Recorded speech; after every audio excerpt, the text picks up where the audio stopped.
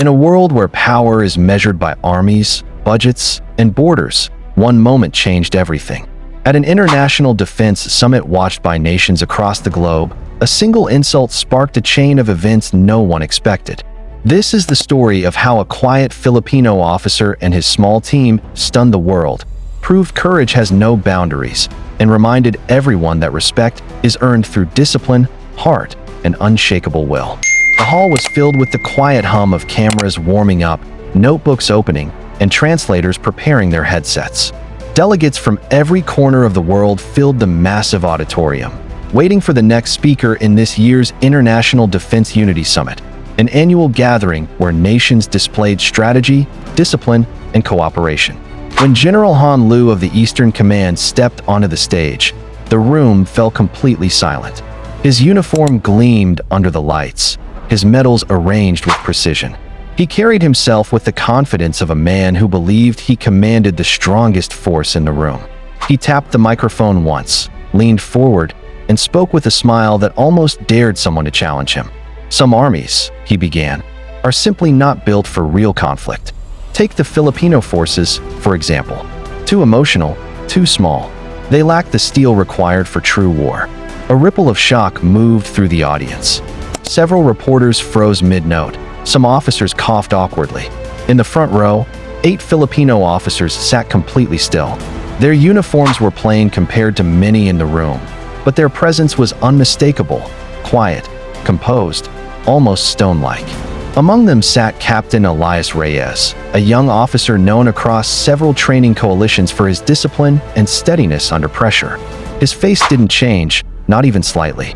General Lu continued with exaggerated confidence, presenting charts about budgets, weapon counts, and troop numbers as if strength existed only in spreadsheets. He gestured repeatedly toward the Filipino delegation while comparing small island militaries to true global forces.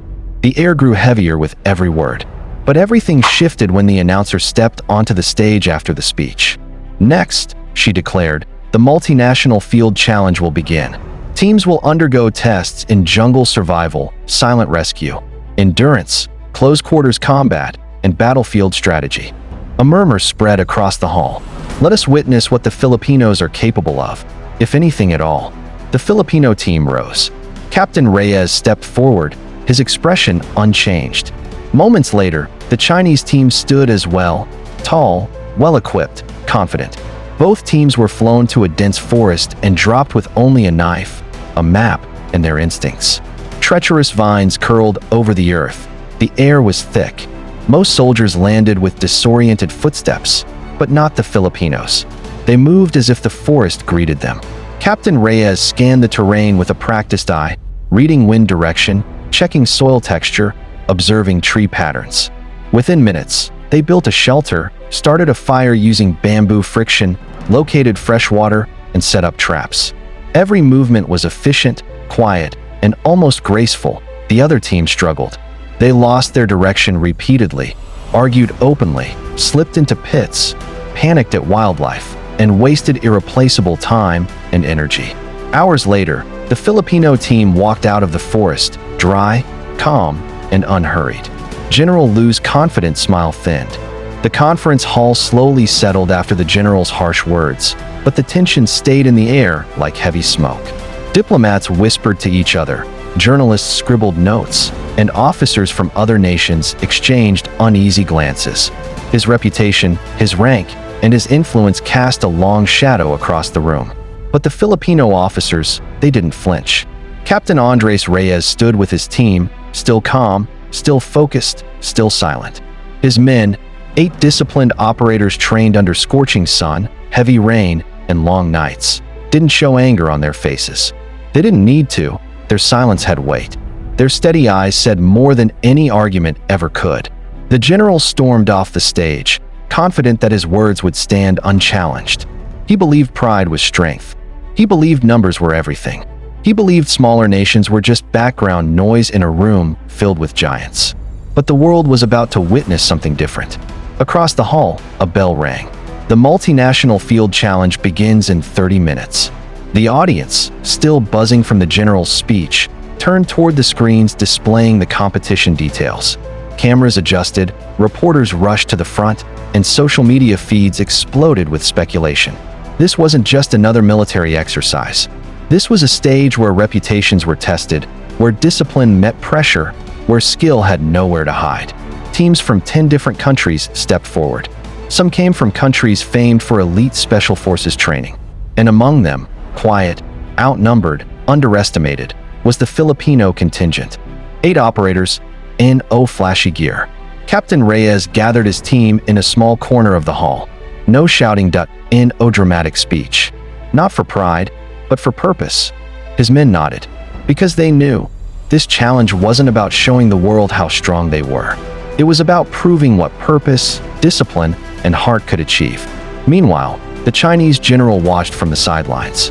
His officers stood beside him, tall and confident, wearing expressions of absolute certainty.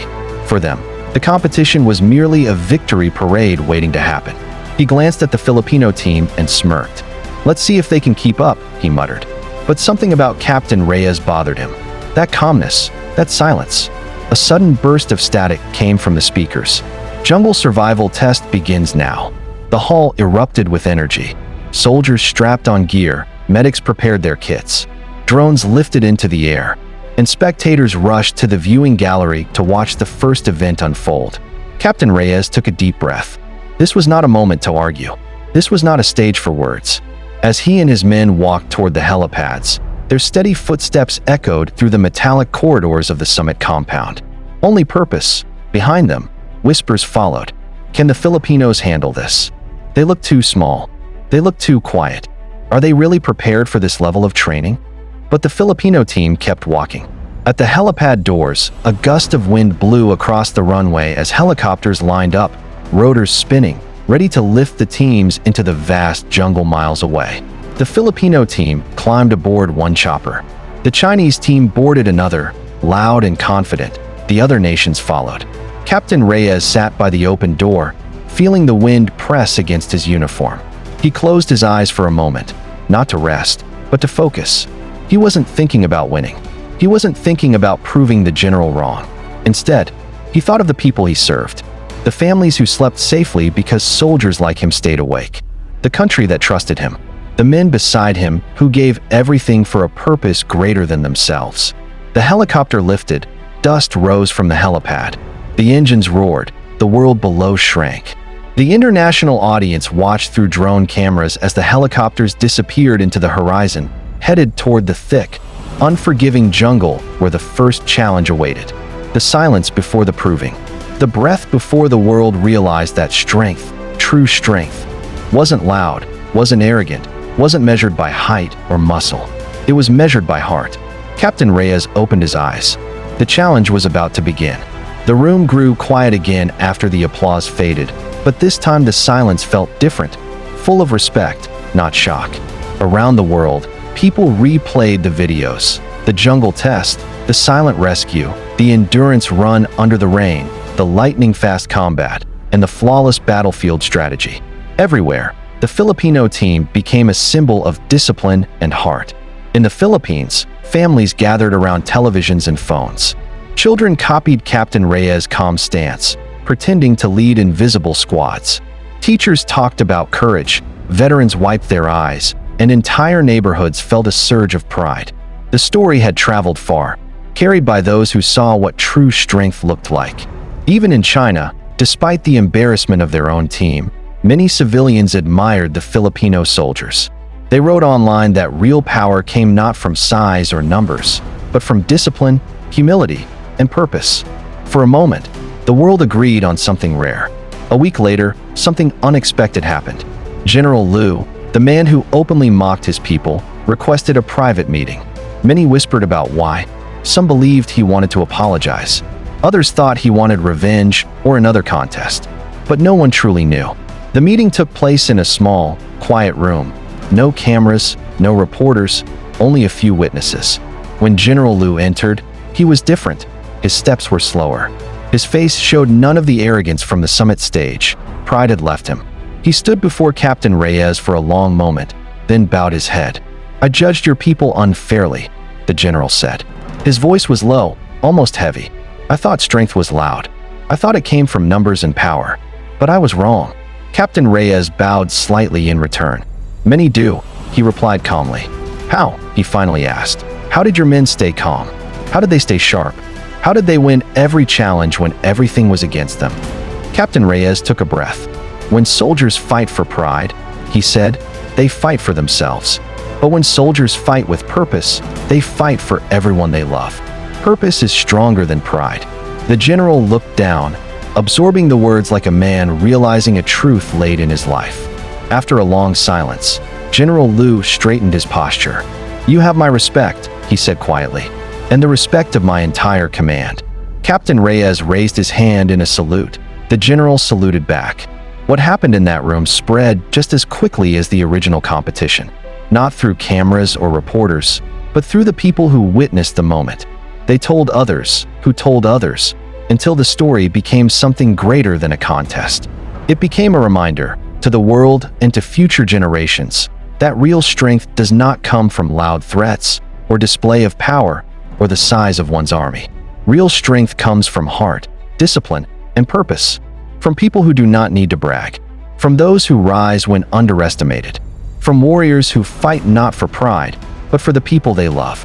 And so, on that day, a story was born, a story that circled the globe, a story that proved small nations are never small when their courage is great. The days following the competition were filled with noise, interviews, reports, speeches, celebrations, but Captain Elias Reyes remained the same calm figure he had always been. While the world argued about military power and national pride, he spent his time with his small team, reviewing mistakes and strengthening their bond. Fame was not what he sought, discipline was. Rumors began circulating through the summit halls. Officers whispered in corners. Analysts speculated on the news. Someone claimed the Chinese general, known publicly as General Liang Wu, feared for his bluntness and pride, had requested a private meeting. At first, people assumed it was a misunderstanding. Generals did not humble themselves easily, especially after humiliation on such a global stage. But by the third day, the rumor was confirmed. A handwritten request had been sent to the Filipino delegation. A meeting no cameras. No reporters, only witnesses. The air was quiet, calm, untouched by politics or pride. Captain Reyes and two Filipino officers waited inside. They stood when the door opened. General Liang Wu stepped in. Gone was the mocking smirk, the loud swagger, the arrogance that had filled the auditorium days earlier. His uniform was immaculate as always, but his shoulders seemed heavier. He stopped in front of Captain Reyes. For a moment, he said nothing. Then he bowed his head, not deeply, but enough for every witness to understand what it meant. "I spoke carelessly," the general said. His voice was lower, stripped of bravado. "I judged your soldiers without understanding them, and I judged your nation without knowing its heart." Captain Reyes returned a respectful nod. "Many see size before strength," he replied. "It is common." "I watched the footage again," he said.